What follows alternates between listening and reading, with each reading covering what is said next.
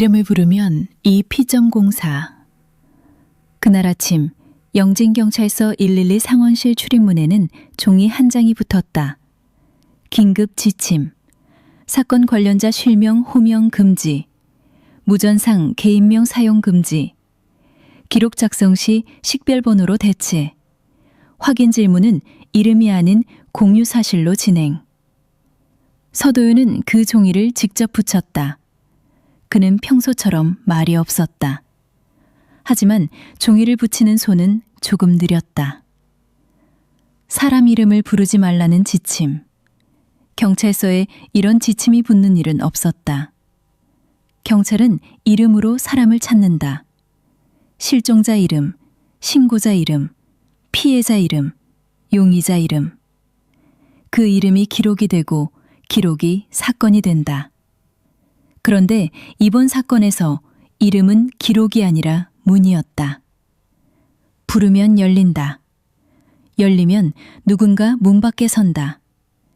그리고 더 무서운 것은 부르지 않아도 이름이 먼저 다가온다는 사실이었다.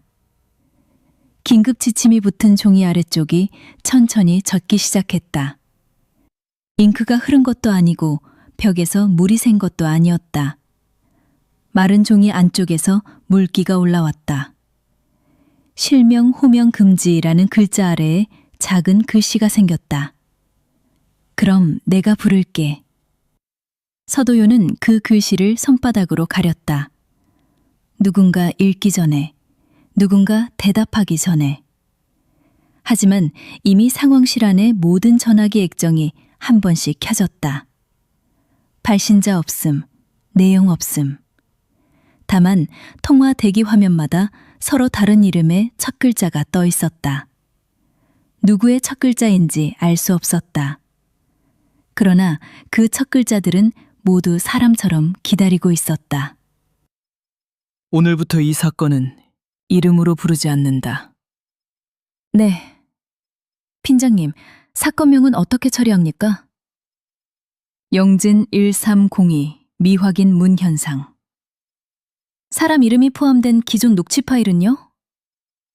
재생 금지. 열람은 무음 전사본만. 전사본에서도 이름은 마스킹한다. 제 건도요? 특히 내 건. 혜리는 책상 위에 명찰을 뒤집어 놓았다. 명찰에는 아직 그녀의 이름이 있었다. 하지만 누구도 그것을 읽지 않았다. 서류상 그녀는 이제 식별번호 27번이었다. 무전에서도 27번, 보고서에서도 27번. 심지어 부모에게 보내는 보호 연락망에도 27번 가족이라고 적혔다. 이름이 사라진다는 것은 보호였다. 하지만 혜린에게는 조금씩 자신이 희미해지는 일처럼 느껴졌다. 저는 괜찮습니다. 괜찮은 척만 해. 진짜로 괜찮아질 필요는 없다. 알겠습니다. 오전 8시 10분 영진경찰서 회의실. 화이트보드에는 세 줄이 적혀 있었다. 새벽 2시에 신고전화, 13025의 발소리, 문 밖에 27번. 그 아래에는 사진들이 붙었다. 사라진 택시의 마지막 위치, 영진 아파트 13025 현관, 박선영의 깨진 거울, 대성빌라 4025 문 안쪽 손자국, 그리고 17년 전 신고 기록. 사진들은 처음엔 정지되어 있었다. 하지만 회의실 형광등이 깜박인 순간 사진 속 문들이 조금씩 달라졌다.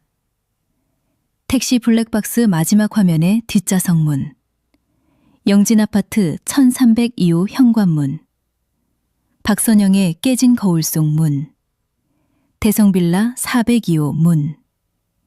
모든 문틈이 아주 조금 벌어져 있었다. 누가 사진을 조작한 것은 아니었다. 핀으로 고정된 인화지 위에서 문틈의 어둠만 살아있는 것처럼 넓어졌다.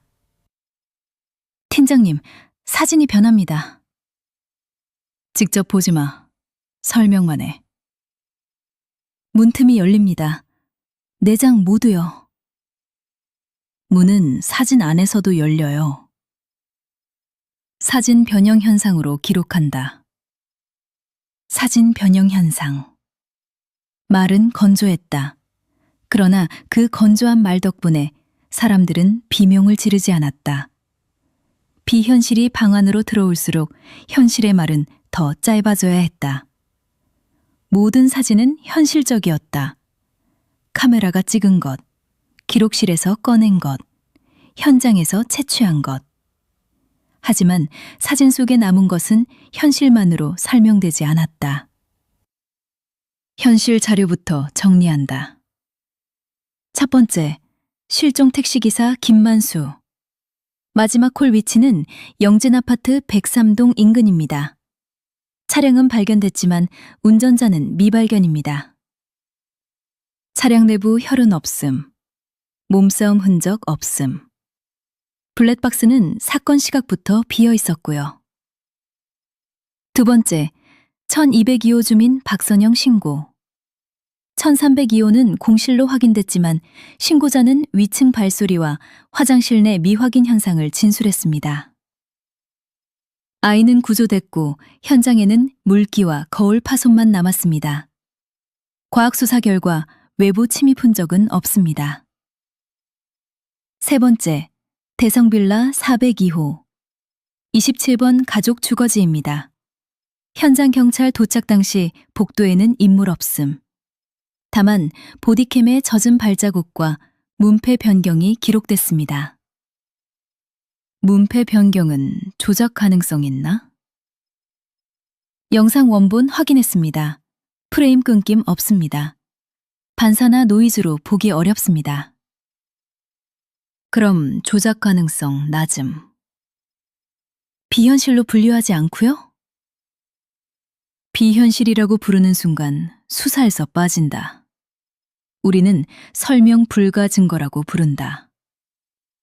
해리는 그 말을 기억했다. 설명 불가 증거. 그 표현은 이상하게 위로가 됐다. 무서운 일이 벌어졌다고 해서 수사가 끝나는 것은 아니다. 설명할 수 없으면 설명할 수 없다는 사실을 기록하면 된다. 사람이 할 수 있는 일은 늘 그런 식으로 시작된다. 기록, 비교, 확인, 그리고 다시 질문. 다만 이번에는 이름을 묻지 않아야 했다. 17년 전 신고 기록도 확인했습니다. 읽어. 신고 시각은 2009년 7월 18일 새벽 2시 0분. 신고자는 윤성호. 내용은 딸이 옷장 안에서 나오지 않는다는 신고. 저희 아버지는 신고한 기억이 없다고 했습니다. 맞습니다. 그런데 신고 기록은 존재합니다. 접수자는 제가 참여해야 합니까? 아니. 왜요? 너는 조건이 아니라 대상이다. 저도 경찰입니다. 그래서 더 빼는 거다. 해리는 대답하지 못했다. 그 말이 모욕처럼 들렸다. 동시에 구조처럼 들렸다. 자신은 사건의 바깥에 서고 싶었다. 하지만 이미 문 밖의 것이 그녀의 이름을 알고 있었다. 수사관이면서 표적, 기록자이면서 기록된 사람. 그 둘이 동시에 되는 순간 판단은 늘 조금씩 늦어진다. 서도윤은 그 늦어짐을 알고 있었다. 네가 해야 할 일은 따로 있다. 뭡니까? 부모님 면담. 17년 전 기억을 이름 없이 다시 정리해. 제가요? 외부 조사관이 물으면 이름을 끌어낸다. 너는 피하는 법을 안다. 해리는 고개를 끄덕였다. 부모에게 다시 그날을 묻는 일, 그것이 얼마나 잔인한지 알고 있었다. 하지만 이번 사건은 잔인하지 않은 방법으로는 가까워지지 않았다. 현실적인 수사는 때때로 가장 아픈 기억부터 확인한다. 비현실적인 문은 그 기억을 열쇠로 삼는다. 그날 오전 10시 20분, 해리는 경찰서 보호실 앞에 섰다. 유리창 너머 부모가 앉아 있었다. 아버지는 밤새 늙은 사람처럼 보였다. 어머니는 휴대폰을 두 손으로 감싸쥐고 있었다. 화면에는 아직 그 문자가 있었다. 여기 있어. 아빠, 엄마, 들어와도 돼? 문은 보호관이 열 거야. 우리는 손대지 말자. 알았다. 보호관이 문을 열었다. 평범한 회의실 문이었다. 아무 일도 일어나지 않았다. 그 사실만으로 세 사람은 잠깐 안도했다. 해리는 부모 맞은편에 앉았다. 녹음기는 켜지 않았다. 카메라도 켜지 않았다. 종이와 펜만 있었다. 이 사건에서 렌즈와 마이크는 너무 쉽게 문의되었다. 오늘은 이름을 안 쓰고 이야기할게. 그래. 딸이라고 불러도 돼? 응, 그건 괜찮아. 해리는 펜 끝을 종이에 올렸다. 첫 질문은 간단했다. 그러나 입 밖으로 꺼내기 어려웠다. 17년 전 그날, 내가 어디에 있었는지 기억나? 네 방. 방 안 어디? 옷장. 회색 옷장, 왼쪽 문 안쪽. 문은 닫혀 있었어? 닫혀 있었지. 아니야, 조금 열려 있었나? 당신은 봤어? 난 거실에 있었어. 당신이 방에 들어갔고. 내가 들어갔나? 괜찮아. 확실하지 않은 건 확실하지 않다고 적을게. 현실 수사에서는 기억의 빈칸도 증거다. 사람은 오래전 일을 정확히 기억하지 못한다. 특히 가족의 일은 더 그렇다. 공포와 사랑이 같은 장면에 있으면 기억은 자신을 보호하려고 모양을 바꾼다. 하지만 이번 빈칸은 달랐다. 세 사람 모두 같은 곳에서 기억이 흐려졌다. 문을 연 순간, 그 다음 장면, 그리고 이름을 부른 기억. 그날 내 이름을 불렀어? 안 불렀다고 생각했는데. 부모가 아이 찾으면서 이름을 안 부를 수 있어? 그러니까 모르겠어. 아빠가 그날 나한테 했던 말은 기억나? 괜찮아. 나와도 돼. 아빠 여기 있어. 그 문장은 살아있었다. 이름 없는 문장. 하지만 딸을 정확히 가리키는 문장. 해리는 그것을 종이에 적었다. 괜찮아. 나와도 돼. 아빠 여기 있어. 그 순간 종이의 오른쪽 아래가 조금 젖었다. 아주 작게. 눈물 한 방울보다 작게. 해리는 펜을 멈췄다. 또 젖어. 보지 마. 무슨 글씨가 돼? 글씨 대기기 전에 막았어. 손바닥 아래 종이가 차가웠다. 물기가 혜린의 손금 사이로 스며들었다. 무언가가 종이 아래에서 아주 작게 움직이는 것 같았다. 글자가 되기 전의 물, 문장이 되기 전의 목소리. 혜린은 손을 떼지 않았다. 이름 없는 기억은 문 밖의 것이 싫어했다. 그래서 더 뺏으려 했다. 이 질문은 여기까지 할게. 괜찮냐? 응. 그 말은 믿어도 돼? 반만만. 미연은 눈물을 참다가 웃었다. 그 웃음은 아주 작았다. 하지만 그 방 안에서는 중요한 소리였다. 아직 사람이 웃을 수 있다는 증거. 문 밖의 것이 흉내내기 어려운 불완전한 웃음. 해리는 그 웃음을 종이에 적지 않았다. 기록하지 않는 것이 지키는 일이 될 때도 있었다. 오전 11시 40분, 지하조사실에서는 이름 호명 실험 준비가 시작됐다. 조사실 문 바깥 손잡이는 제거됐다. 안쪽 문고리도 분리됐다. 출입문 위에는 임시 고정장치가 설치됐다. 내부에는 빈 의자 하나, 테이블 하나, 전원 연결이 끊긴 스피커 하나, 그리고 카메라 4대가 있었다. 과학수사팀은 온도와 습도, 음압, 전자파를 측정했다. 모든 수치는 정상범위였다. 정상이었다.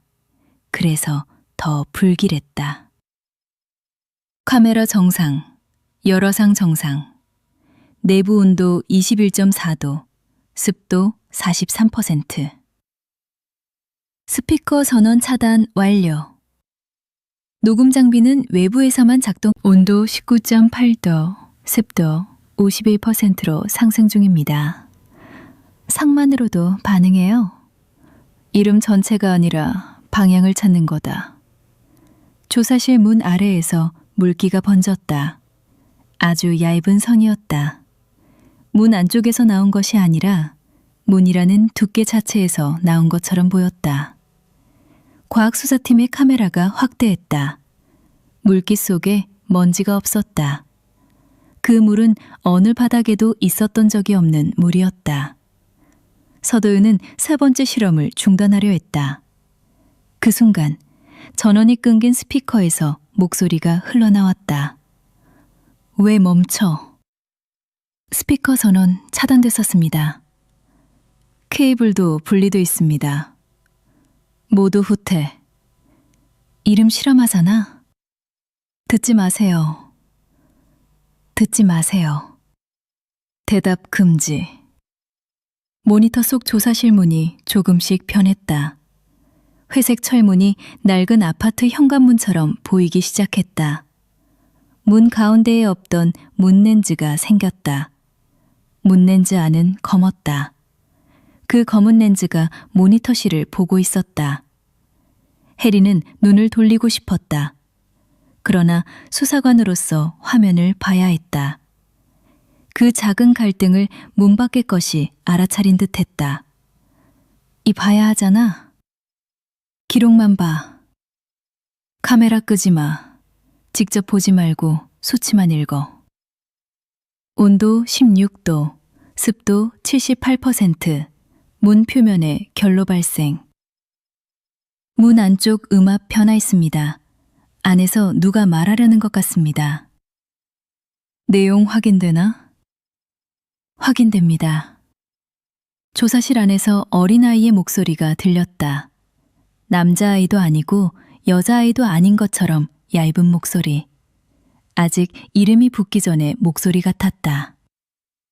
불러줘. 누구를? 질문하지 마. 내 이름.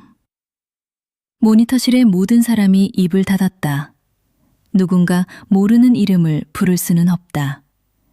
하지만 문 안의 목소리는 그 사실을 알고 있는 것처럼 기다렸다. 부르지 못하는 이름, 기록에서 지워진 이름, 혹은 아직 아무도 찾아내지 못한 이름. 그 이름이 이 사건의 중심에 있을지도 모른다. 팀장님, 저 목소리. 말하지 마. 혹시 1300기호 안에 남은 사람일 수도 있습니다. 그 가능성은 기록한다. 지금 부르지는 않는다. 안 불러주면 또 잊어. 그 말에 혜린의 심장이 내려앉았다. 또 잊어. 17년 전 혜린의 기억도 그랬다. 성호와 미연의 기억도 그랬다. 문이 열리고 닫힌 뒤 사람들은 중요한 장면을 잊었다. 혹시 이름도 그렇게 잊힌 것일까? 누군가의 이름이 너무 오래 문 안에 갇혀서 이제 아무도 부르지 못하게 된 것일까? 출입문 봉인, 문 주변 봉인 테이프 준비. 안쪽 스피커는요? 버려. 압수물 폐기 절차로요? 오늘은 절차보다 생존이다. 조사실 문은 열리지 않았다. 안쪽에서 목소리가 몇 번 더 들렸지만 아무도 대답하지 않았다. 봉인 테이프가 붙었다. 온도는 천천히 올라갔다. 습도도 정상으로 돌아왔다. 문은 다시 회색 철문처럼 보였다. 하지만 문 렌즈는 사라지지 않았다. 원래 없던 검은 렌즈가 문 가운데 남아 있었다. 그 렌즈는 닫힌 눈처럼 보였다. 아직 뜨지 않은 눈. 그리고 그 눈은 조사실 문에만 남아있지 않았다. 모니터실 화면 4개에도 같은 렌즈가 생겼다. 화면 속 화면마다 검은 점 하나. 마치 카메라가 조사실을 찍는 것이 아니라 조사실이 카메라를 들여다보는 것처럼. 열화상 화면에는 사람의 체온이 없었다. 대신 문 모양의 차가운 윤곽이 하나 더 찍혔다. 문 뒤에 문이 있었다. 그 뒤에 또 문이 있었다. 그리고 가장 안쪽에는 작은 의자 하나가 놓여 있었다. 실험실 안에는 의자가 하나뿐이었다. 하지만 화면 속 가장 안쪽 의자에는 누군가 앉아 있었다. 고개를 숙인 아이. 병원 팔찌를 찬 손목. 발끝에서 떨어지는 물. 해리는 화면을 보지 않으려고 했지만 눈을 감아도 그 장면이 보였다. 보면 기억해. 안 봤어.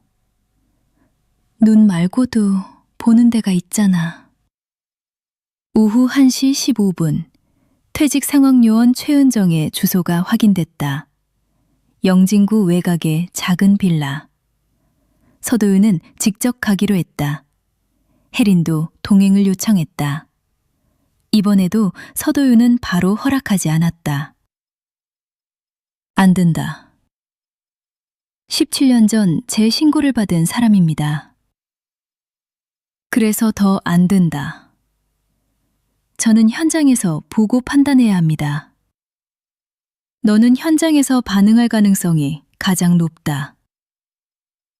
그럼 저는 계속 보호 대상입니까? 오늘은 그렇다. 내일은요? 네가 이름 없이도 버틸 수 있으면. 해리는 더 말하지 않았다. 그는 틀리지 않았다. 문 밖의 것이 그녀의 이름을 부르면 해리는 반응하지 않을 자신이 없었다. 자기 이름을 듣고도 아무렇지 않은 전화기 안에서 문 여는 소리. 그 말은 이상했지만 모두가 이해했다. 이 사건에서는 전화기 안에도 문이 있다. 최은정은 탁자 위의 물컵을 양손으로 잡았다. 컵 안의 물은 흔들리지 않았다. 그러나 그녀의 목소리는 흔들렸다. 아이가 말했어요. 아빠가 문을 열면 내가 아니게 된다고. 그 뒤에는요? 제가 출동을 배정하려고 했는데 시스템이 멈췄어요. 주소창에 계속 130만 떴습니다. 대성빌라 주소가 아니라요? 네, 어디를 입력해도 1302. 아파트든 빌라든 도로명 주소든 정부 1302. 그래서 처리 결과를 직접 입력했습니까? 아니요. 그럼 누가 입력했습니까? 전화기 쪽에서요. 최은정은 그날의 상황실을 기억했다. 낡은 모니터, 푸른빛 화면, 새벽 2시의 피곤한 공기, 그리고 전화기 안에서 들린 키보드 소리. 누군가 전화기 반대편에서 기록을 입력하고 있었다. 접수, 출동 없음, 문 밖에서 발견. 최은정은 통화를 끊지 못했다. 왜냐하면 아이가 계속 울고 있었기 때문이다. 제가 이름을 물어서 문이 열린 것 같았어요. 그때부터 이름을 피하셨습니까? 네, 그 후로 신고자 이름을 물을 때마다 겁이 났어요. 그래서 결국 그만뒀습니다. 왜 당시 보고하지 않았습니까? 전화기 안에서 문이 열린다고 말하면 누가 믿겠어요? 그 말은 현실적이었다. 너무 현실적이라 더 잔인했다. 비현실적인 일을 겪은 사람들은 대부분 침묵한다. 이상한 일을 믿지 않아서가 아니다. 이상한 일을 말한 자신이 어떻게 보일지 너무 잘 알기 때문이다. 서도윤은 잠시 아무 말도 하지 않았다. 그 침묵은 불신이 아니라 이해에 가까웠다. 그 아이 이름을 기억하십니까? 모니터실의 해리는 자신도 모르게 손을 움켜쥐었다. 서도윤은 이름을 묻지 않겠다고 했었다. 하지만 지금은 필요했다. 17년 전 아이가 누구인지, 그 아이가 정말 자신인지, 아니면 문 밖에 누군가가 자신을 흉면했던 것인지, 이 사건은 그 차이를 알아야 했다. 기억합니다. 말하지 마십시오. 종이에 적으십시오. 잘하셨어요. 최은정은 펜을 들었다. 종이 위에 천천히 이름을 적었다. 카메라가 그 종이를 비추지 않도록 서도윤은 손으로 화면을 가렸다. 모니터실의 해리는 보지 못했다. 그게 맞았다. 보면 반응할 것이다. 반응하면 열릴 것이다. 펜 끝이 마지막 글자를 적는 순간 최은정의 집 안쪽 방문이 삐걱거리며 열렸다. 그 방에는 아무도 없다고 했다. 최은정은 혼자 살고 있었다.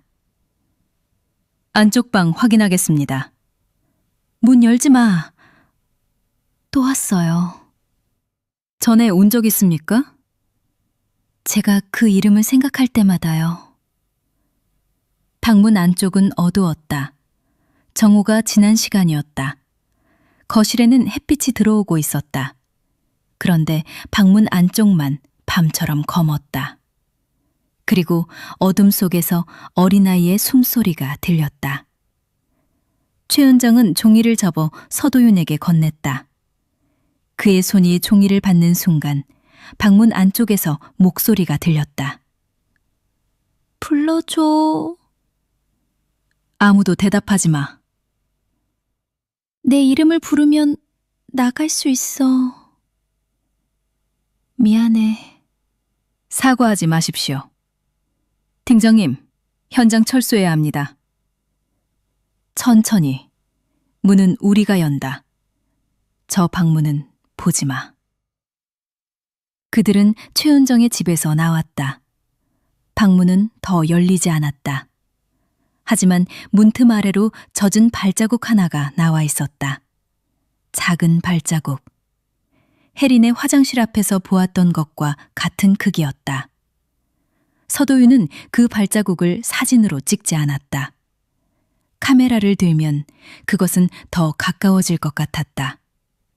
대신 그는 위치만 기록했다. 방문 안쪽, 출입 없음, 발자국 1개, 사진 미촬영. 기록의 빈칸까지 기록하는 것. 그것이 오늘의 수사 방식이었다. 오후 2시 5분. 서도윤은 경찰서로 돌아왔다. 그는 곧장 혜린을 부르지 않았다. 이름 금지 지침 때문이 아니었다. 그 종이 때문이었다. 최은정이 적어준 17년 전 심고 아이의 이름. 그는 그 종이를 회의실 책상 위에 놓고 한동안 바라보았다. 접힌 종이 밖에는 아무것도 적혀 있지 않았다. 하지만 종이 주변이 조금 젖어 있었다. 마치 안쪽의 이름이 밖으로 새고 있는 것처럼. 27번. 네, 이름은 확인했다. 아직 너한테 보여주지 않는다. 저였습니까? 반은. 반이라니요. 이름은 내 이름이었다. 그런데 필적이 2개였다. 필적이요? 앞 2글자는 전직 요원이 적었다. 마지막 1글자는 종이가 젖으면서 생겼다. 제 이름 마지막 글자. 그래. 혜리는 자신의 이름을 머릿속에서 3글자로 떠올리지 않으려 했다. 하지만 떠올리지 말라는 생각은 늘 반대로 움직인다. 첫 글자, 두 번째 글자, 마지막 글자. 그 마지막 글자는 종이 위에 물로 생겼다. 사람이 쓴 것이 아니었다. 이름은 완성되기를 기다리고 있었다. 그리고요, 문을 열어두라고 했어요. 열었습니까? 아니요, 이상해서 안 열었어요. 잘하셨습니다. 근데 그 뒤로 계속 후회했어요. 혹시 진짜였으면, 내가 남편을 밖에 둔 거면. 해리는 그 말을 듣고 아버지를 떠올렸다. 내가 문 밖에 두었나 봐. 문 밖의 것은 실종자의 가족에게도 같은 죄책감을 심었다. 문을 열었어야 했다는 후회, 문을 열지 말았어야 했다는 후회. 둘 다 문고리가 될 수 있었다. 그건 가족분 잘못이 아닙니다. 정말요? 네. 그쪽은 가족분이 죄책감으로 문을 열길 기다린 겁니다. 그 전화에서 기사님 이름이 나왔습니까? 이상하게 이름은 안 말했어요. 계속 기사님이라고만 했어요. 이름을 몰랐거나 부르게 만들려 했거나. 제가 한번 말할 뻔했어요. 언제요? 여자가 말했어요. 남편분 성함을 말씀해 주시면 어디 계신지 알려드리겠다고. 회의실 안에 공기가 내려앉았다. 성함을 말씀해 주시면. 그 문장은 경찰의 문장이었다. 신고 접수의 문장. 사람을 확인하기 위한 문장.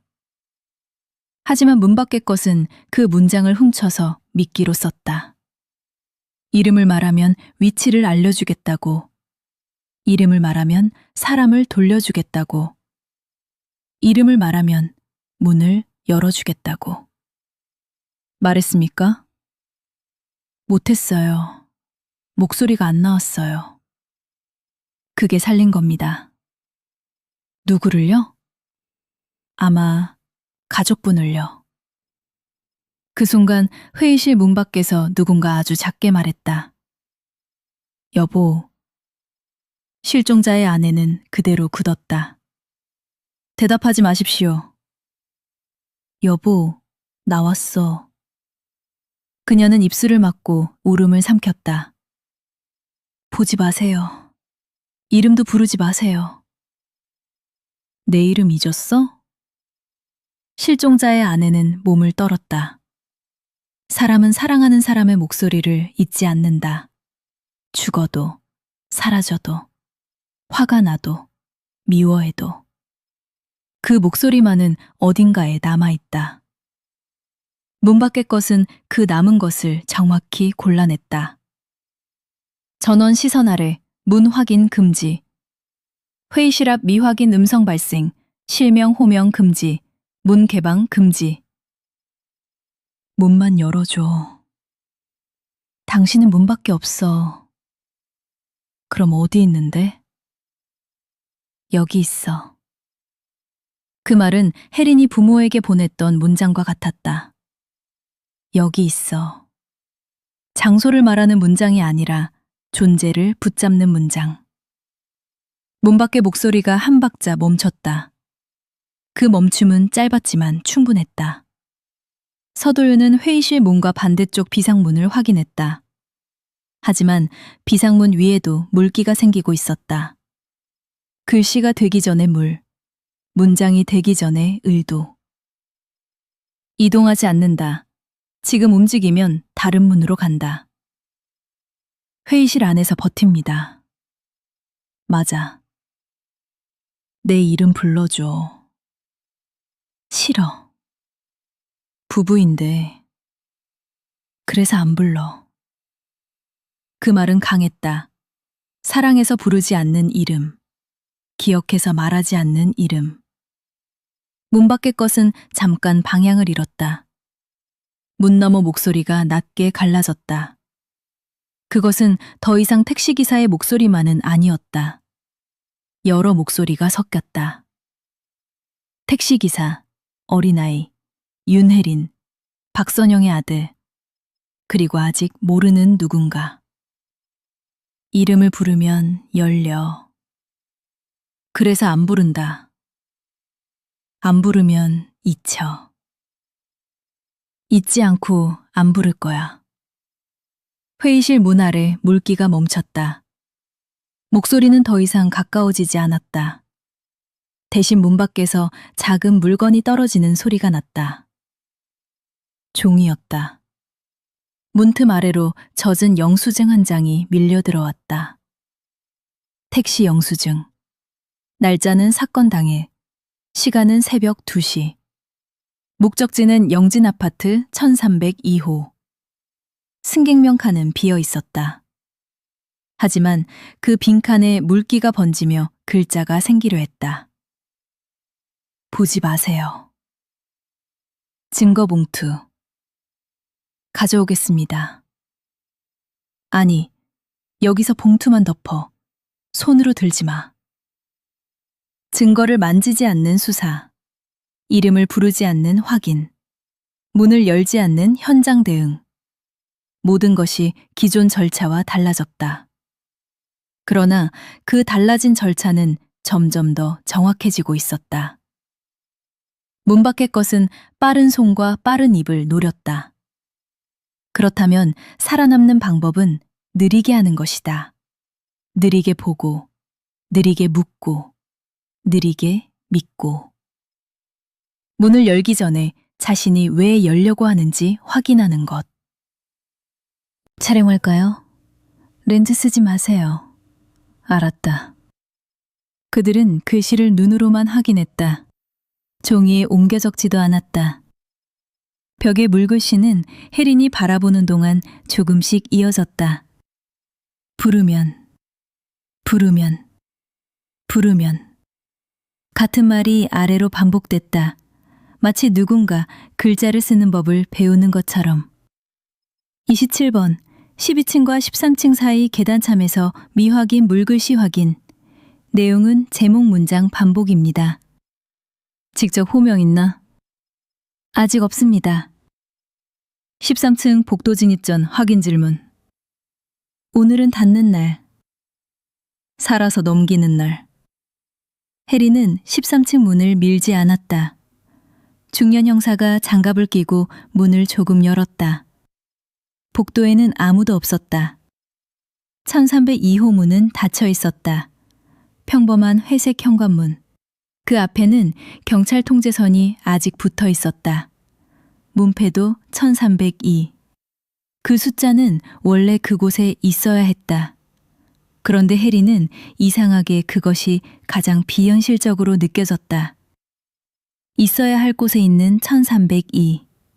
그게 더 무서웠다. 특이사항 없음.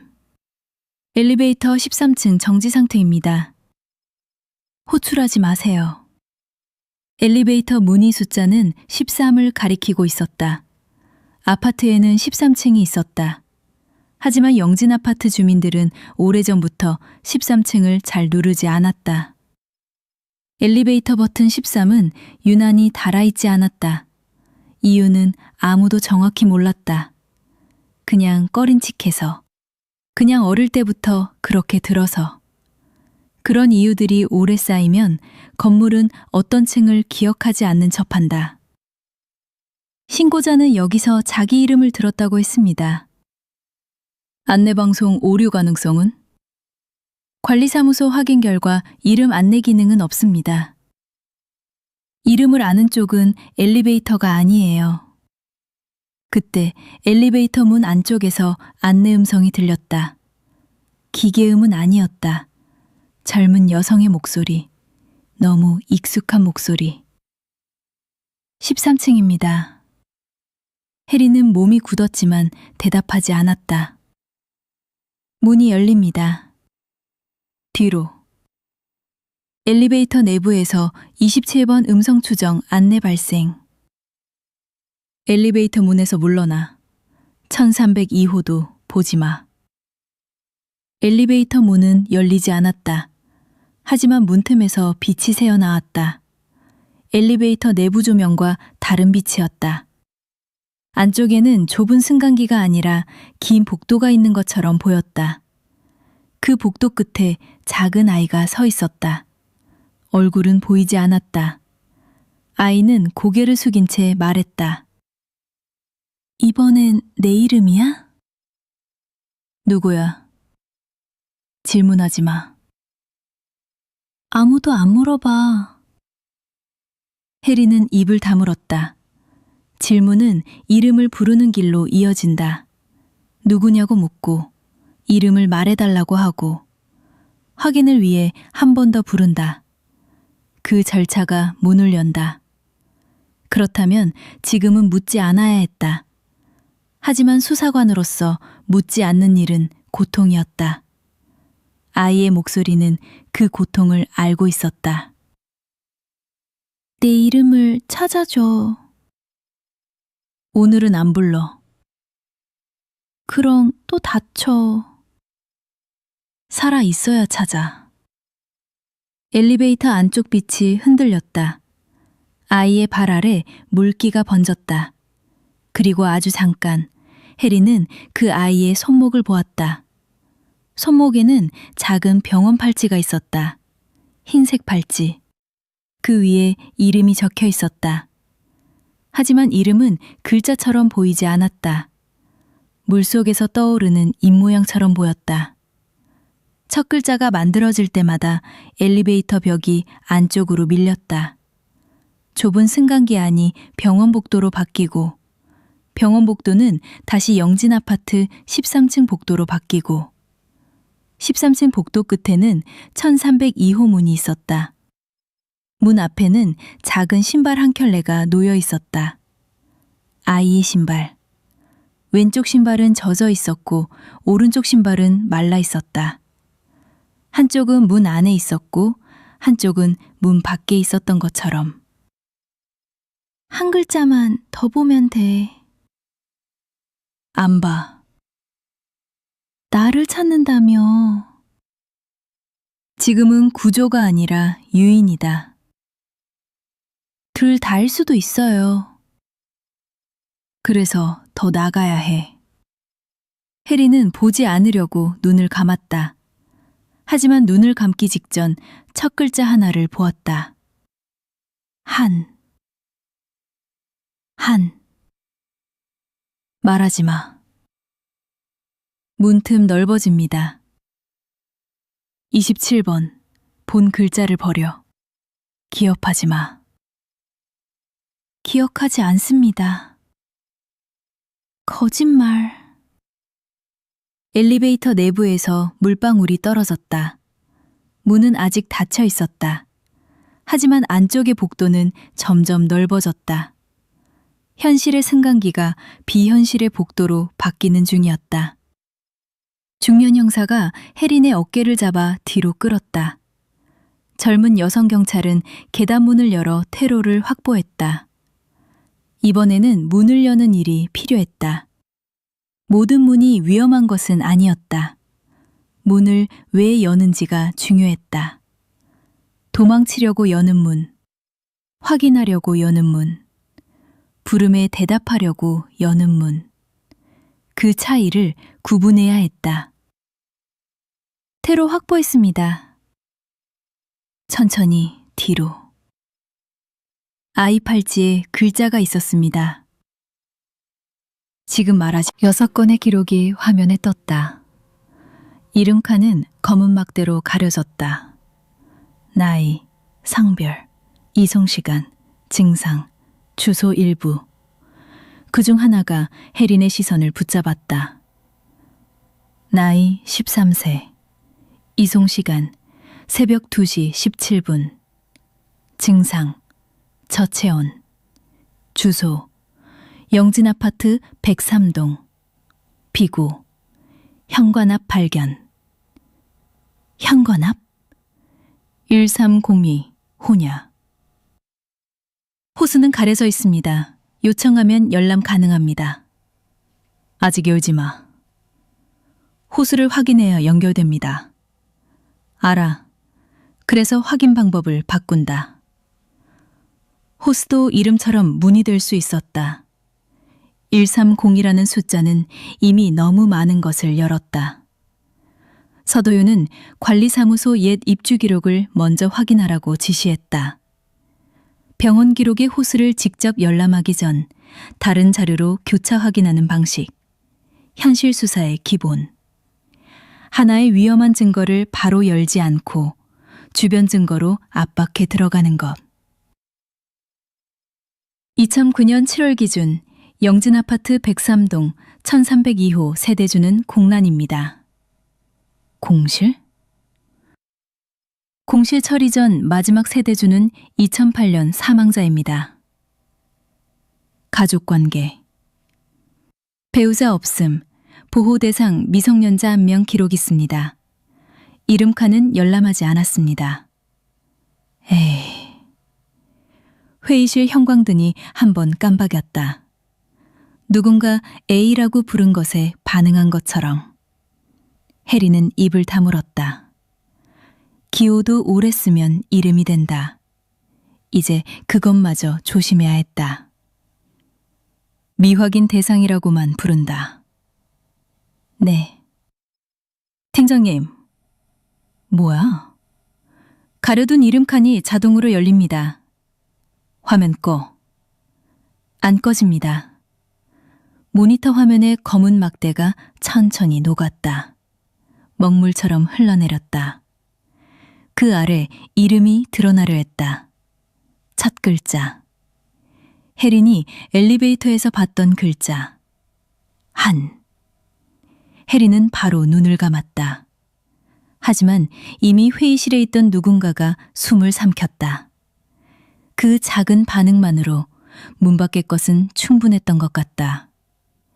회의실 문에서 누군가 아주 조용히 노크했다. 봤어? 눈 감아. 첫 글자 봤어? 안 봤어.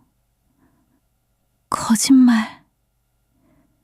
문 밖의 아이는 혜린의 목소리를 쓰지 않았다. 택시기사의 목소리도 아니었다. 이번에는 자신의 목소리 같았다. 그래서 더 위험했다. 누군가 흉내내는 목소리가 아니라 정말로 안에 갇힌 사람이 처음으로 가까이 온 것 같았다. 구해야 한다는 마음이 올라왔다.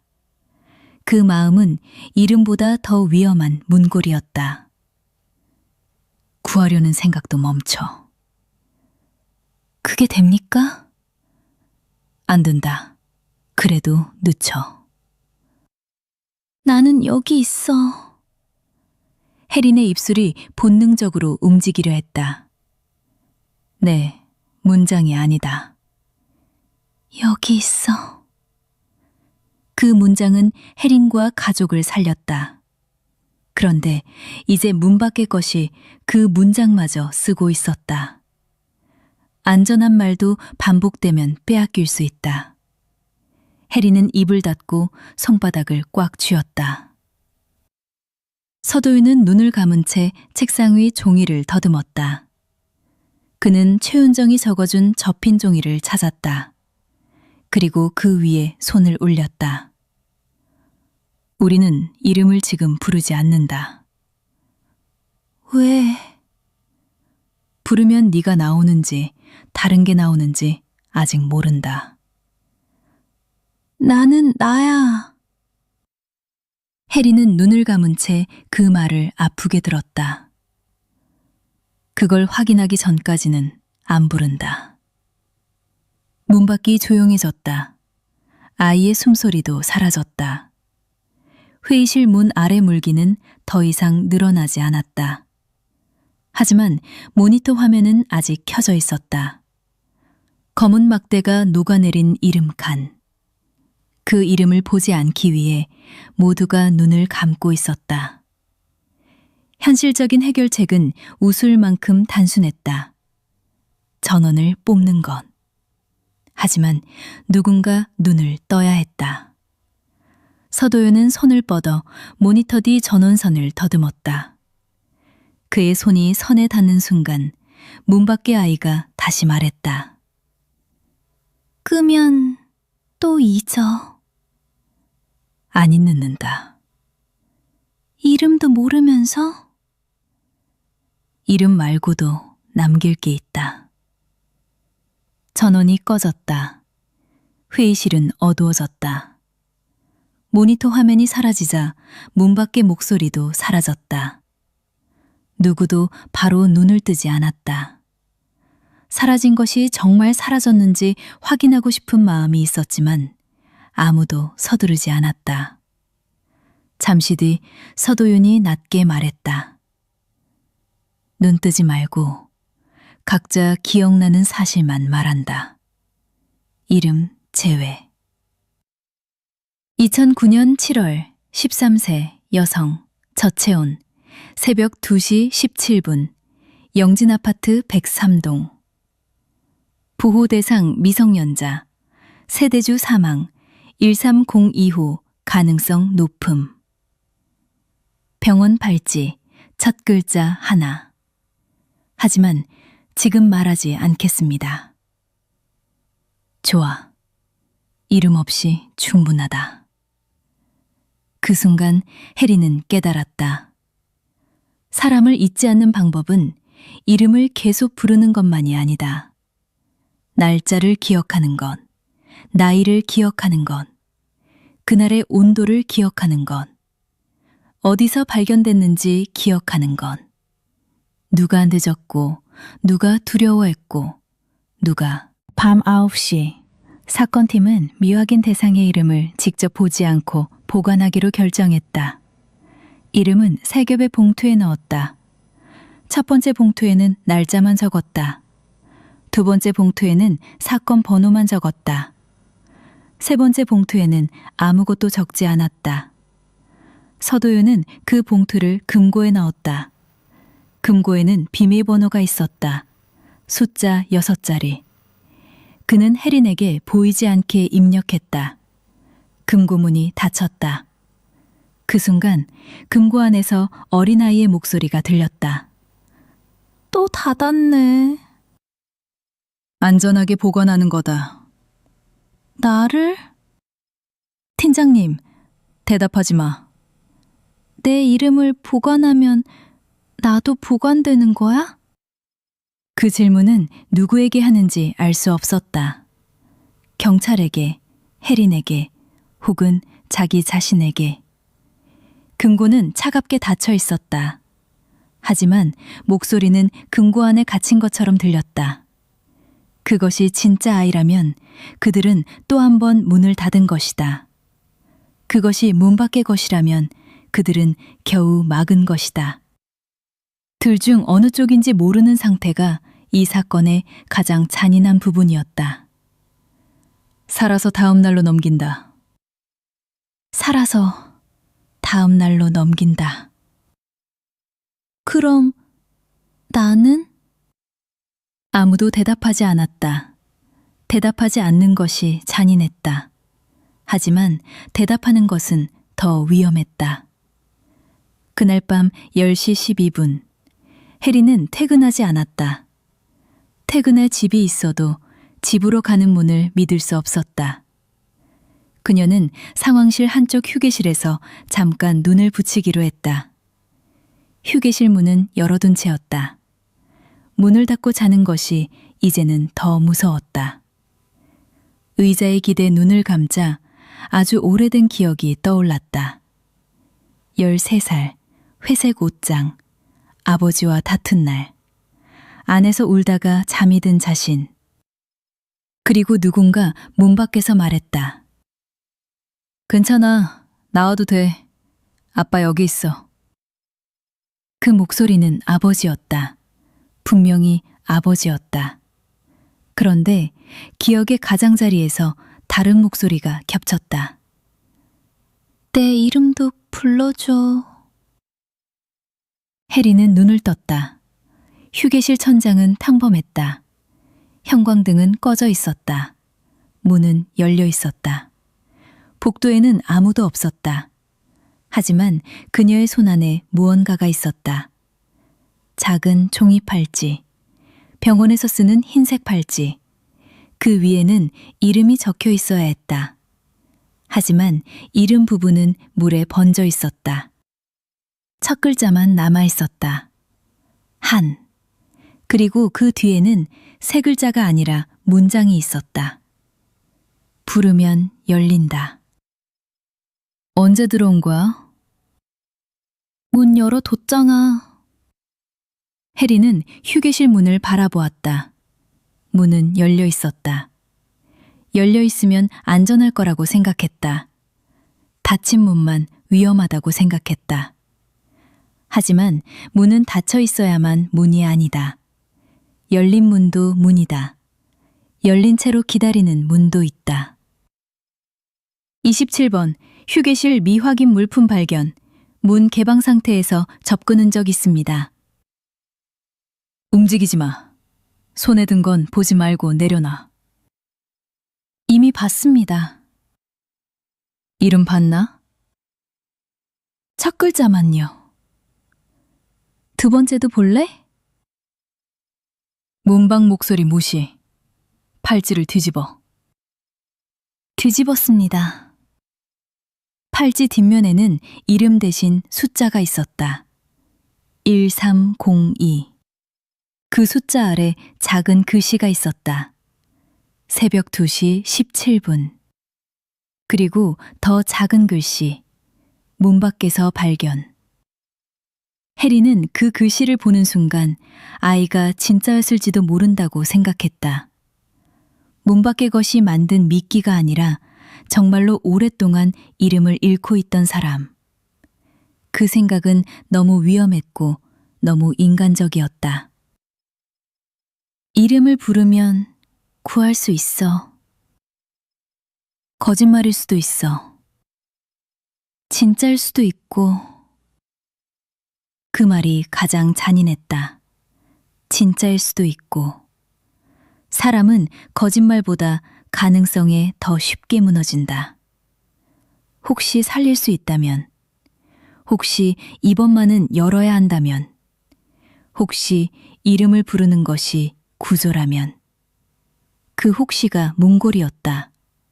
해린의 입술이 움직였다. 첫 글자, 한. 그 다음은 모른다. 모르는 것이 그녀를 살렸다.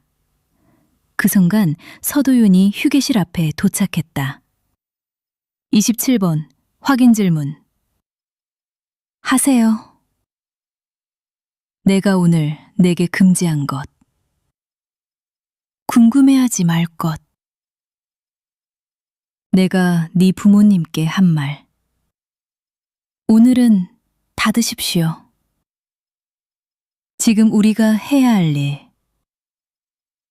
살아서 다음 날로 넘기는 일. 좋아. 팔찌에서 새 걸음 물러나. 해리는 팔찌를 바닥에 내려놓고 물러났다. 서도윤은 휴게실 문턱을 넘지 않았다. 문 밖에서 긴 집게로 팔찌를 집었다.